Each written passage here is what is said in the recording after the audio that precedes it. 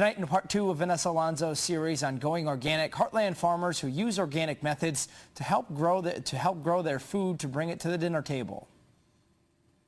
Dr. Steve Salt has been a Northeast Missouri commercial vegetable grower now for almost 30 years. He has been using organic methods since the beginning to grow his produce. About 85% of his food is grown the organic way. I'm looking to grow safe food for people, healthy food for people, tasty food for people, and be kind to the environment, my other friends other than human beings out there.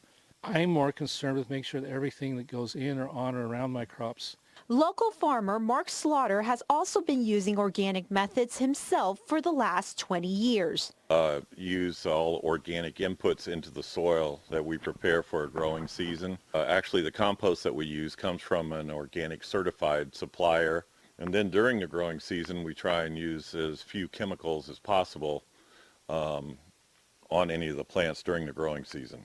Salt and Slaughter say the effects of conventional farming, such as the use of pesticides and fertilizers, is the main reason why organic foods have become so popular over the years. The basic philosophical difference between organic and conventional is the use or non-use of synthetic chemicals. I emphasize taking care of my soil, companion planting that attracts beneficial insects. Like I don't have to use insecticides, crop rotation, everything that will keep plants healthy in a sort of an ecosystem type, ecological sense.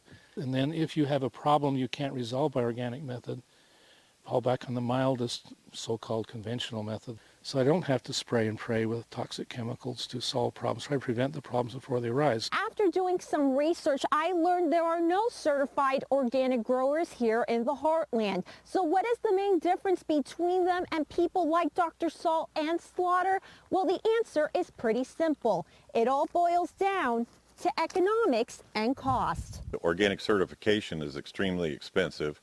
It's time consuming because of the amount of records that you have to keep on, a daily and annual basis, and where you have to keep records for a period of time before you can even apply for the certification.